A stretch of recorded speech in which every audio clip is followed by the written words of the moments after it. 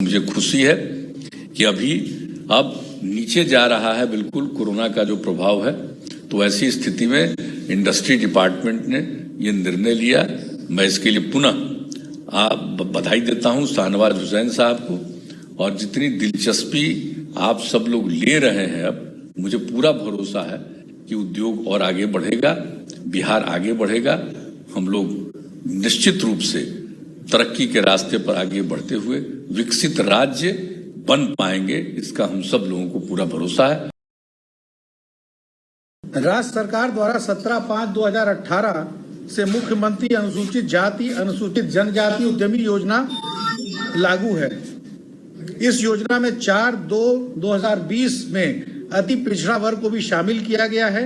इसी क्रम में राज्य की महिलाओं और सामान्य वर्ग, पिछड़ा वर्ग सहित में उद्यमिता एवं स्वरोजगार को बढ़ावा देने के उद्देश्य से मुख्यमंत्री महिला उद्यमी योजना एवं मुख्यमंत्री युवा उद्यमी योजना का शुभारंभ आज माननीय मुख्यमंत्री के द्वारा किया जा रहा है। मुख्यमंत्री महिला उद्यमी योजना में ट्रांसजेंडर को भी समान लाभ दिया जाएगा। इन दोनों योजनाओं की रूपरेखा का संक्षिप्त प्रस्तुतिकरण मैं प्रस्तुत करूंगा। Next slide please. सबसे पहली योजना है मुख्यमंत्री महिला उद्यमी योजना। इस योजना में महिलाओं एवं ट्रांसजेंडर में उद्यमिता और स्वरोजगार को बढ़ावा देने के लिए यह विशेष प्रोत्साहन की योजना है।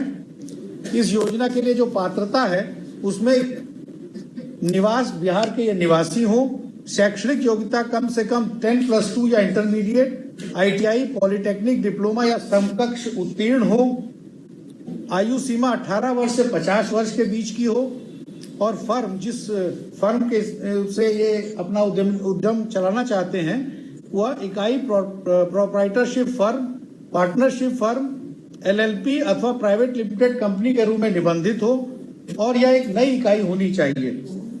इंडिविजुअल पैन और करंट अकाउंट, अगर आप पार्टनरशिप फर्म, प्रोप्राइटरशिप फर्म लेना चाहते हैं तो उसमें इंडिविजुअल पैन और फर्म का अगर करंट अकाउंट है तो उससे काम हो जाएगा।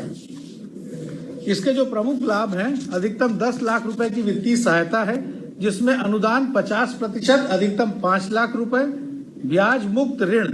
महिला उद्यमी योजना में ब्याज मुक्त ऋण 50%, अधिकतम 5 लाख रुपए। इसके अतिरिक्त प्रशिक्षण और प्रोजेक्ट मैनेजमेंट एजेंसी के ऊपर जो है 25,000 रुपए प्रति यूनिट के हिसाब से खर्च किया जाएगा।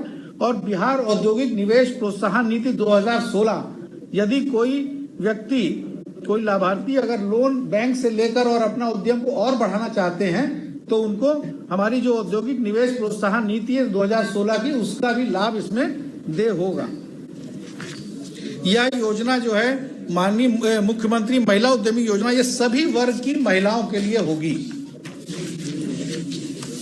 दूसरी योजना है सर मुख्यमंत्री युवा उद्यमी योजना।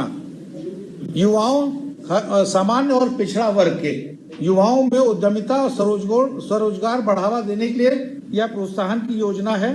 इसमें भी उसी प्रकार के सभी पात्रता का जो नियम है वो वही है। बिहार के निवासी हो, इंटरमीडिएट या ITI, पॉलिटेक्निक, डिप्लोमा, समकक्ष उत्तीर्ण हो, 18 से 50 वर्ष की आयु के बीच हो और फर्म का प्रकार भी उसी प्रकार से है और यूनिट का प्रकार भी नई इकाई होनी चाहिए।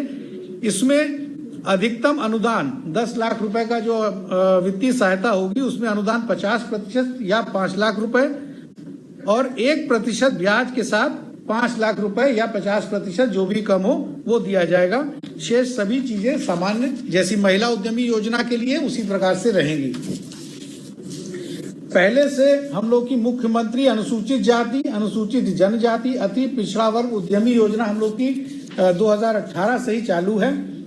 इस योजना में भी उसी प्रकार की पात्रता है और ये बेसिकली इसमें भी ब्याज मुक्त ऋण 10 लाख रुपए में अनुदान 50% या 5 लाख रुपए और ब्याज मुक्त ऋण 5 लाख रुपए का इसमें भी दिया जाएगा। इस योजना के अंतर्गत SC, ST, EBC के पुरुष और महिला दोनों लाभान्वित होंगे। अभी तक की जो उपलब्धि है हमारी, नेक्स्ट, अभी तक की जो उपलब्धि है अनुसूचित जाति अनुसूचित जनजाति योजना के तहत हम लोगों के द्वारा अभी तक 5,100 लोगों का चयन किया गया है, जिसमें प्रथम किस्त 3732 लोगों को भी मुक्त की गई है। द्वितीय किस्त 3182 और तृतीय किस्त 1418। जिनको तृतीय किस्त 1418 लाभान्वितों को दी गई है, उन्होंने अपना व्यवसाय भी पूर्ण रूप से शुरू कर दिया है। इसी प्रकार मुख्यमंत्री अति पिछड़ा वर्ग योजना के तहत कुल चयनित लाभान्वित हैं 1978। इसमें से प्रथम किस्त 1226, द्वितीय किस्त 576 और तृतीय किस्त 133 लोगों को मिल चुकी है और इन 133 लोगों ने अपना व्यवसाय पूर्ण रूप से शुरू कर दिया गया है।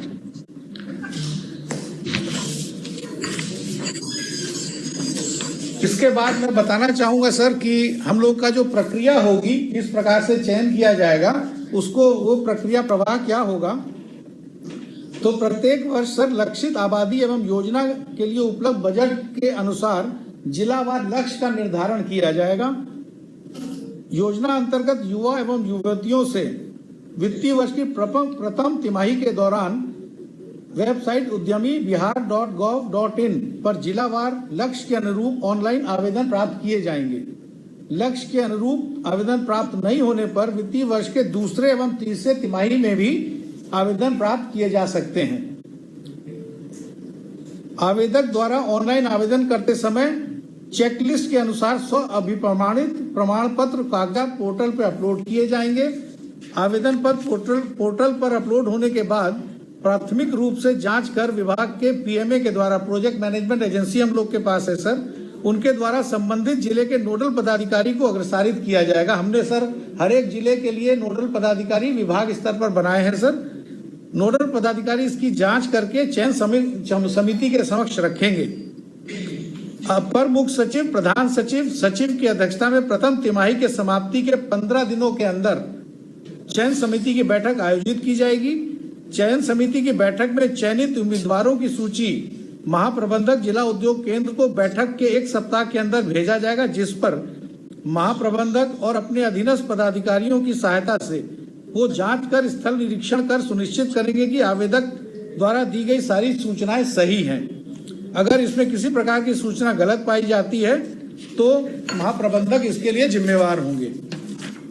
Next page please. चयन समिति द्वारा जिलावार निर्धारित लक्ष्य से 25% अधिक आवेदकों का चयन किया जाएगा।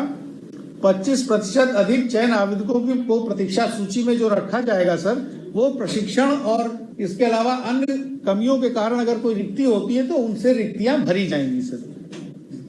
तकनीकी विकास निदेशालय द्वारा इस योजना के तहत चयनित लाभुकों को सूची में जो हमारे प्रशिक्षण संस्थान है उसमें प्रशिक्षण उपलब्ध कराया जाएगा और प्रशिक्षण संस्थाओं द्वारा निर्धारित प्रशिक्षण कार्यक्रम के अनुसार 2 सप्ताह का प्रशिक्षण दिया जाएगा। और एमएसएमई के स्टैंडर्ड डीपीआर सर, हमारे पास 102 स्टैंडर्ड डीपीआर हैं अलग अलग उद्यमों के, उन्हीं के अनुसार डीपीआर तैयार किया जाएगा और प्रशिक्षण की समाप्ति के साथ अधिकतम 2 दिनों के अंदर प्रशिक्षण प्रमाण पत्र तथा आवेदक का डीपीआर पोर्टल पर अपलोड किया जाएगा। प्रशिक्षण समाप्ति के उपरांत चयन समिति द्वारा डीपीआर के अनुसार परियोजना की कुल राशि स्वीकृत की जाएगी।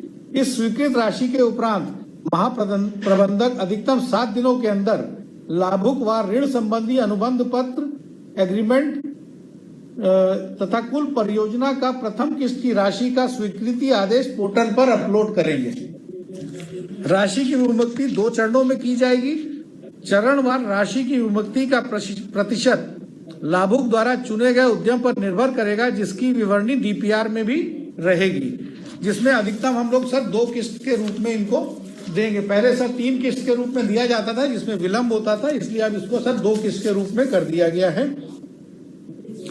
आवेदक द्वारा प्रथम किस्त की राशि बैंक खाते में प्राप्त होने की तिथि से 30 दिनों के अंदर व्यय कर विहित प्रपत्र में उपयोगिता प्रमाण पत्र महाप्रबंधक को उपलब्ध कराया जाएगा।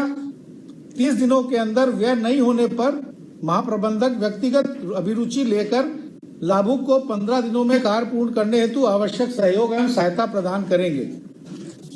प्रथम किस्त के भुगतान से 30 दिनों के अंदर उपयोगिता प्रमाण पत्र के साथ द्वितीय किस्त हेतु आवेदक द्वारा आवेदन दिए जाने पर महाप्रबंधक 3 दिनों में स्थल निरीक्षण और अन्य जांच कर सारी औपचारिकताएं पूरी कर द्वितीय किस्त की राशि के भुगतान हेतु स्वीकृति आदेश निर्गत कर ऑनलाइन पर अपलोड करेंगे। निर्धारित तिथि के अंदर द्वितीय किस्त का स्वीकृति आदेश पोर्टल पर अपलोड नहीं होने पर महाप्रबंधक को जिम्मेदार ठहराया जाएगा। त्रुटि रहित स्वीकृति आदेश अपलोड होने के उपरांत निकासी अन्वयन पदाधिकारी स्टार्टअप फंड से 2 कार्य दिवसों के अंदर राशि लाभुक के बैंक के चालू खाता में आरटीजीएस या एनएफटी के माध्यम से हस्तांतरित करेंगे। द्वितीय किस्त की विमुक्ति के अधिकतम 45 दिन के अंदर आवेदक द्वारा उत्पादन प्रारंभ कराया जाना सुनिश्चित होना महाप्रबंधक सुनिश्चित कराएंगे, और नहीं तो वे उसको नोटिस और उसकी हैंड होल्डिंग करेंगे।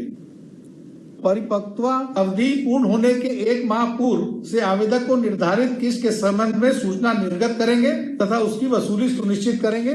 सर, ये 84 किस्तों में वसूली होगी, यानी 7 साल में प्रति माह इसका 5,950 रुपए किस्त का है सर। और ये सेकंड किस्त के रिलीज करने के 1 साल के बाद वसूली प्रारंभ की जाएगी सर। यही था सर इसका पूरा प्रेजेंटेशन सर। अब मैं माननीय उद्योग मंत्री जी से उनके संबोधन के लिए अनुरोध करूंगा। बिहार के जनप्रिय लोकप्रिय मुख्यमंत्री आदरणीय नीतीश कुमार जी, उप मुख्यमंत्री आदरणीय तारकेश्वर प्रसाद जी, उप मुख्यमंत्री श्रीमती रेणु देवी साहिबा, आज के कार्यक्रम की सफलता को सुनिश्चित करने में जुटे हमारे सारे पदाधिकारीगण, आज के इस कार्यक्रम के इस मौके पर किस जिला से सभी लाभार्थी जो जुड़े हुए हैं, मुझे आज बहुत खुशी हो रही है कि माननीय मुख्यमंत्री जी आपकी दूरंदेशी, आपकी दूरदर्शी सोच का ये नतीजा है। ये आपने जो एक नारा दिया, न्याय के साथ विकास, आपने समाज के हर वर्ग की चिंता की।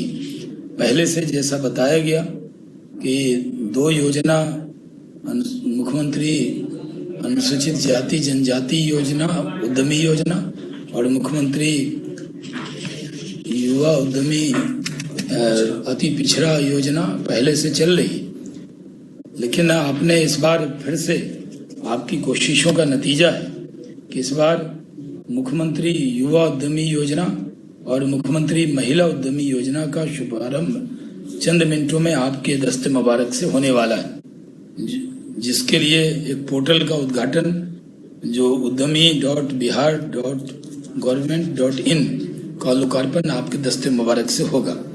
मेरा सौभाग्य है कि आपने मुझे उद्योग विभाग की जिम्मेदारी दी है, और इस नाते मैं जितनी भी कोशिशें हैं, आपका पूरा आशीर्वाद है, आपका सहयोग है, आपका की दिशा निर्देश है, उसी का नतीजा है कि जहां बहुत बड़ी तादाद में बिहार में उद्योग लगाने के लोग इच्छुक हैं, उसमें वो आपके दूरदर्शी सोच का नतीजा हुआ है कि अब बिजली, सड़क, पानी, सुरक्षित माहौल, सुशासन जो बिहार में स्थापित है, कोई भी हिंदुस्तान का उद्यमी अब सबसे सेफ लैंड अगर कहीं मानता है, सुरक्षित वातावरण कहीं मानता है, तो वो माननीय नीतीश कुमार जी के नेतृत्व में बिहार आना चाहता है।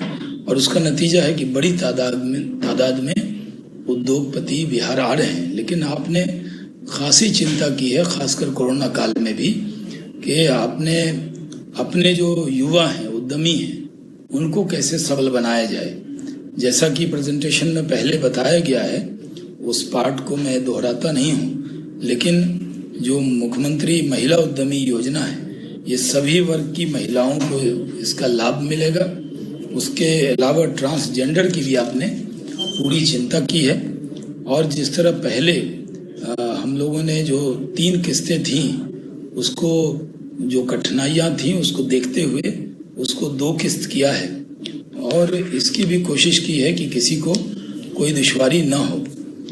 जैसा पहले मुख्यमंत्री युवा उद्यमी योजना की भी बात करें तो इसमें जैसा बताया गया है 10+2 इंटरमीडिएट ITI पॉलिटेक्निक डिप्लोमा के समकक्ष उत्तीर्ण हो, और ये 18 से 50 वर्ष की आयु की सीमा हो, इसकी इकाई पार्टनरशिप फर्म, इसका LLP अथवा प्राइवेट लिमिटेड कंपनी भी उनको बनाना होगा। इसमें जो हमारे जिला उद्योग केंद्र हैं, ऐसे तो पोर्टल पे वो सारी जानकारी उपलब्ध है, लेकिन उसकी भी पूरी चिंता जिला उद्योग केंद्र पर की जाएगी और इसको करने के लिए पूरी तरह से हम लोगों ने कोशिश की है कि कहीं पर कोई दुश्वारी नहीं हो। अब जैसा मैंने पहले कहा कि इसमें कोशिश की गई है कि जो उद्यमी जिला उद्योग केंद्र पर भी आए, उनको पूरी जिम्मेदारी महाप्रबंधक की होगी जो उनको जानकारी देंगे, क्योंकि सारी बातें प्रेजेंटेशन में आ चुकी है, इसलिए मैं उसको बहुत नहीं दोहराते हुए मैं माननीय मुख्यमंत्री जी आपका बहुत आभार व्यक्त करता हूं कि मैं जहां भी उद्योग विभाग की जिम्मेदारी संभालने के बाद जहां भी गया हूं, जहां भी लोगों से मिला हूं, युवाओं से बातचीत की है, उनका पूरा भरोसा आप पर है।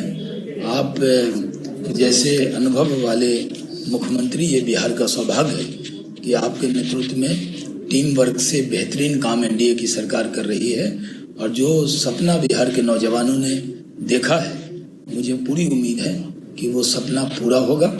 ये एक सफल योजना है और मुझे इस बात की खुशी है कि जो बिहार सोचता है उस पर देश आगे बढ़ता है। आपने मुख्यमंत्री युवा उद्यमी योजना, मुख्यमंत्री महिला उद्यमी योजना, मुख्यमंत्री अनुसूचित जाति जनजाति युवा उद्यमी योजना, मुख्यमंत्री अति पिछड़ा युवा उद्यमी योजना, ये आपने शुरू किया। अब कई स्टेट इसको कॉपी कर रहे हैं, वो इसको एक आदर्श योजना मान रहे हैं। और जिन युवाओं से मेरी बातचीत हुई है, क्योंकि कोरोना काल में ज़्यादा इंटरेक्शन नहीं हुआ, लेकिन वो इस कदम से सरकार के बहुत खुश हैं और आपने सबकी चिंता की है, क्योंकि आप सबको एक नज़र एक निगाह से देखते हैं। जो भी योजना सफल हुई है उसमें आपका बड़ा मार्गदर्शन है, आपका अनुभव है। जिस तरह आपने इथेनॉल पॉलिसी बनाई, तो आज जब देश में चर्चा हुई तो हमें भारत सरकार के अधिकारी ने बताया कि बिहार के इथेनॉल पॉलिसी की चर्चा हुई, जो आपने 2006 और 2007 में सोचा, आज देश उस पर आगे बढ़ रहा है। उसी तरह ऑक्सीजन की चिंता, कोरोना काल में जितना आपकी मेहनत है, ये इसको लेकर बिहार के नौजवानों में बहुत अच्छा परसेप्शन बना है। मेरा इस कार्यक्रम के निमित्त बिहार के नौजवानों से अनुरोध है कि आप ज़रूर इस उद्यमी योजना में जो लोग जुड़े हुए हैं, ये मुख्यमंत्री युवा उद्यमी योजना, मुख्यमंत्री महिला उद्यमी योजना में शामिल हों। पूरी ट्रांसपेरेंसी होगी और पूरी ट्रांसपेरेंसी के साथ ये युवा उद्यमी योजना और महिला उद्यमी योजना लागू की जाएगी। ज़्यादा चक्कर ना काटना पड़े, इसलिए अब इसको 3 किस्त की जगह 2 किस्त किया गया है। मैं फिर से आपका शुक्रिया अदा करता हूं और आपसे अनुरोध करता हूं कि ये जो पोर्टल है uddami.bihar.government.in, इसका शुभारंभ आप अपने दस्ते मुबारक से करें, अपने पवित्र हाथों से करें।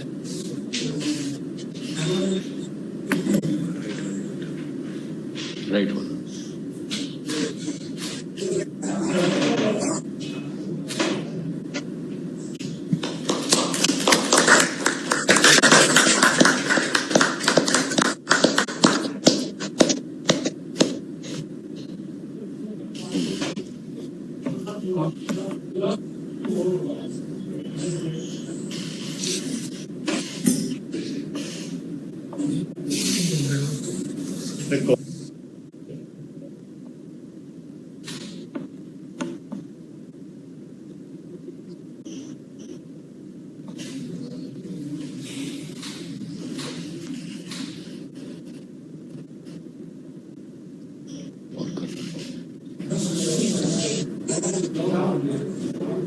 बार आ रहा है।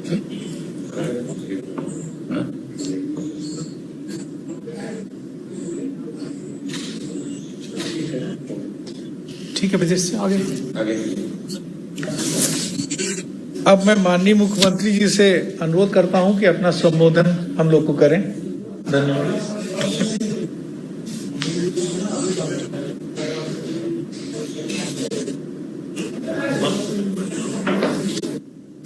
माननीय उप मुख्यमंत्री श्री तारकिशोर प्रसाद जी, माननीय उप मुख्यमंत्री श्रीमती रेणु देवी जी,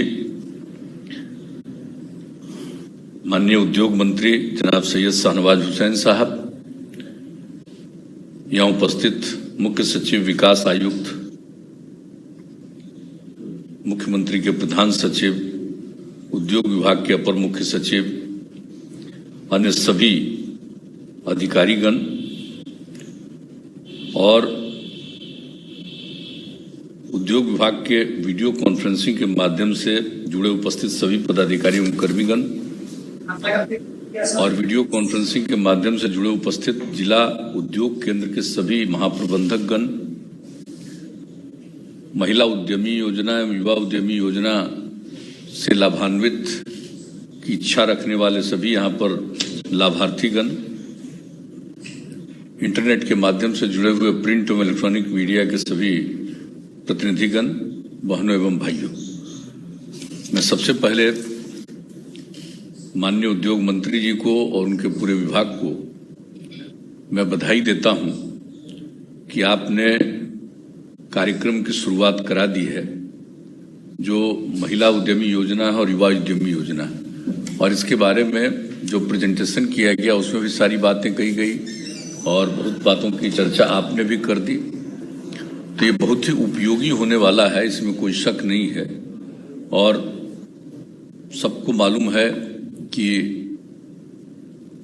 2018 से हम लोगों ने शुरू किया था अनुसूचित जाति अनुसूचित जनजाति के लिए उद्यमी योजना, और इसके लिए बैठक ही नहीं, इसके लिए काफी कुछ प्रारंभ किया गया, इसकी शुरुआत की गई और बहुत अच्छा रिस्पांस इसका था और लोग इसकी तरफ आकृष्ट होने लगे और ये काम शुरू किया गया।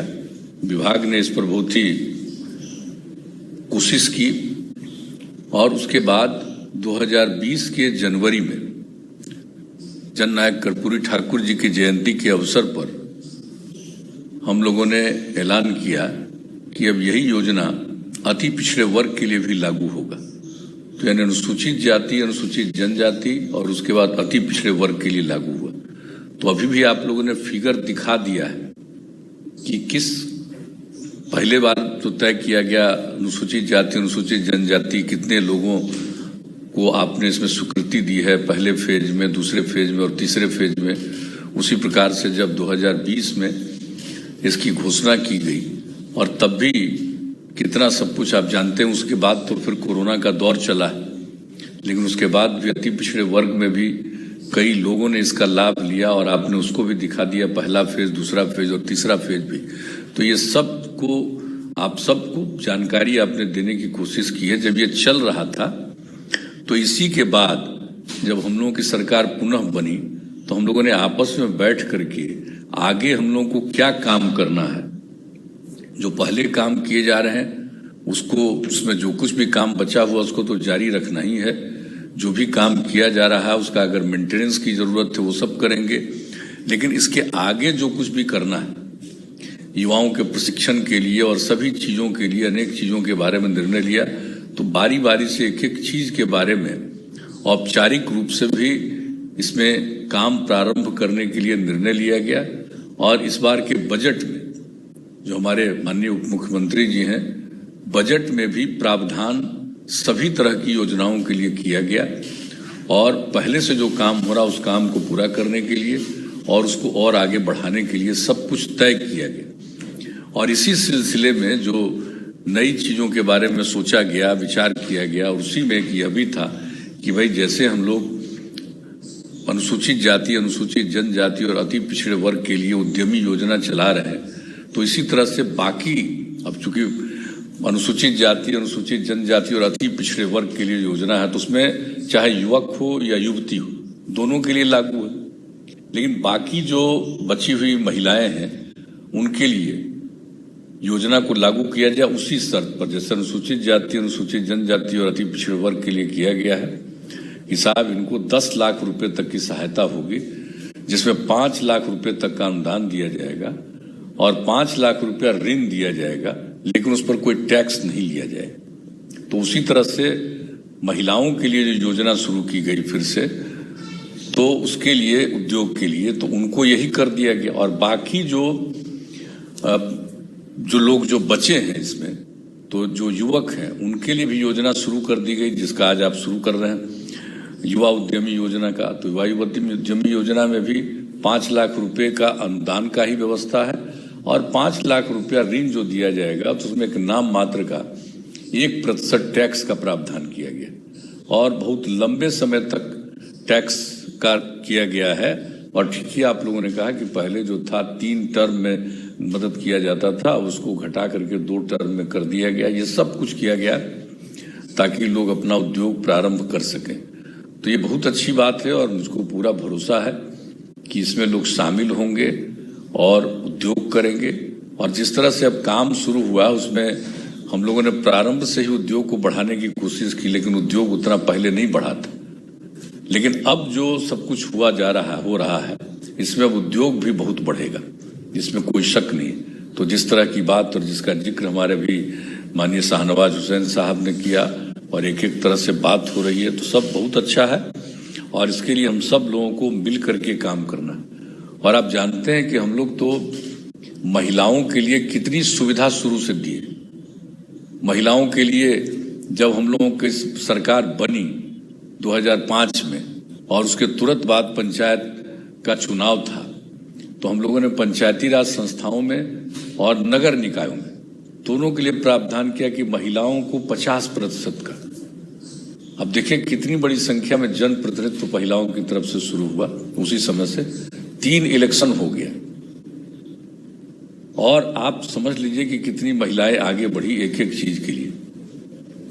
और इस तरह से एक एक चीज में, शिक्षा में भी बढ़ावा देने के लिए हम लोगों ने बहुत प्रयास किया।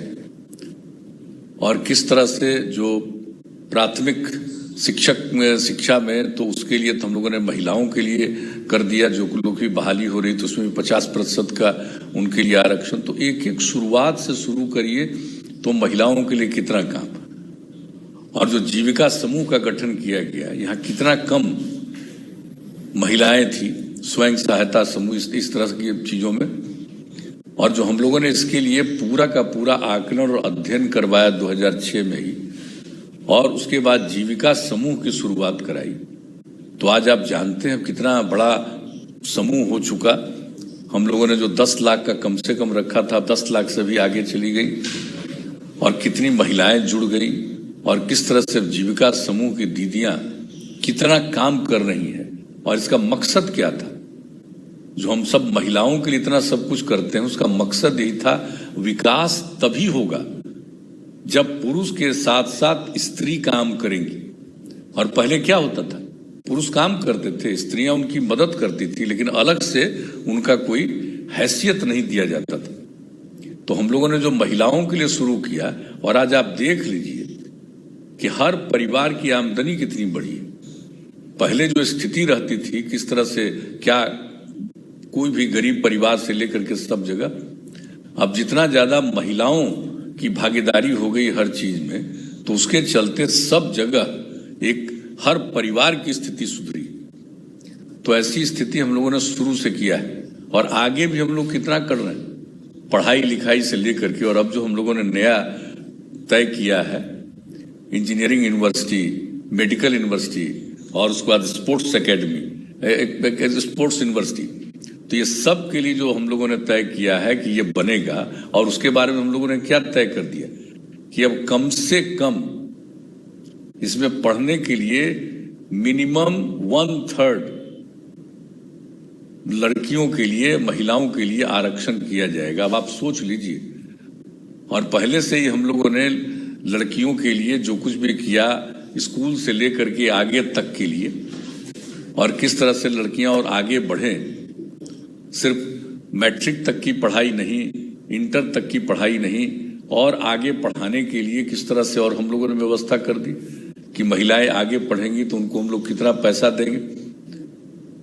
इंटर पास कर जाएंगी तो 25,000 रुपया, ग्रेजुएट पास कर जाएंगी, अगर इंटर पास करेंगी तो अविवाहित रहेंगी। तब हम लोग भी करते हैं कि एकदम कम उम्र में शादी नहीं होनी चाहिए, ये सारी बातें। तो इसको ध्यान में रखते हुए इंटर पास करने पर अविवाहित हैं तब, और उसके बाद तो ग्रेजुएशन में शादी भी हो सकती है, तो उनको 50,000 रुपया, मतलब एक एक तरह से लड़कियों के लिए, महिलाओं के लिए, उनको आगे बढ़ाने के लिए। अगर आप कल्पना करिए पहले क्या था, चाहे किसी को कितने बड़े बड़े पद पर पहुंच जाए, लेकिन सच पूछिए तो अपने राज्य में महिलाओं के लिए क्या ध्यान दिया गया था। और जब लोगों ने हम लोगों को मौका दिया है तो शुरू से ही इस तरह से हम लोगों ने महिलाओं को आगे बढ़ाया। और आज आप देख लीजिए, अब पुलिस में भी कितनी महिलाएं, हर तरह की नौकरी के लिए भी हम लोगों ने 35% आरक्षण कर दिया पुलिस में भी। अब कहीं भी घूमिए तो आपको दिखाई पड़ेगा कि पुलिस बल में अब कितनी महिलाएं, कहाँ इतनी कहीं महिलाएं दिखती थी। और हम लोगों ने ये भी तय कर दिया कि जितने तरह के हमारे सरकारी कार्यालय सब जगह हैं, सब जगह पोस्टेड सिर्फ पुरुष नहीं होंगे, उसमें महिलाएं भी होंगी। तो एक एक तरह से हम लोगों ने उनके सम्मान के लिए ही, और ये दिखना चाहिए कि किस तरह से महिलाएं काम कर रही हैं सरकारी सेवाओं में, अन्य जगहों पर तो कर ही रही, तो उससे महिलाओं में और उत्साह आएगा। और जो हमने लड़कियों को पढ़ाने के लिए जो शुरू किया था, और लड़कियों के लिए जो साइकिल योजना की शुरुआत की थी, तो क्या स्थिति थी। पटना शहर में भी लड़की, राजधानी में भी लड़की साइकिल चलाती थी, और जब लड़कियां साइकिल चलाने लगी तो कितना ज्यादा उनके मन में कॉन्फिडेंस आया, आत्मविश्वास आया, और दूसरे लोगों को भी कितना अच्छा लगने लगा।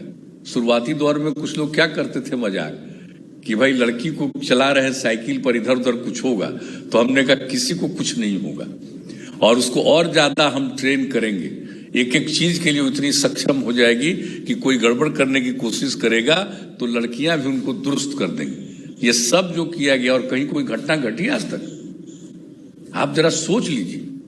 और जब लड़कियां साइकिल चलाने लगी तो 2 साल के अंदर हम जहां जाते थे वहां लड़के लोग भी कहने लगे कुछ हम लोगों पर भी ध्यान दीजिए। तो उसके बाद लड़कों के लिए भी हमने साइकिल योजना की शुरुआत करा दी 9वीं क्लास से।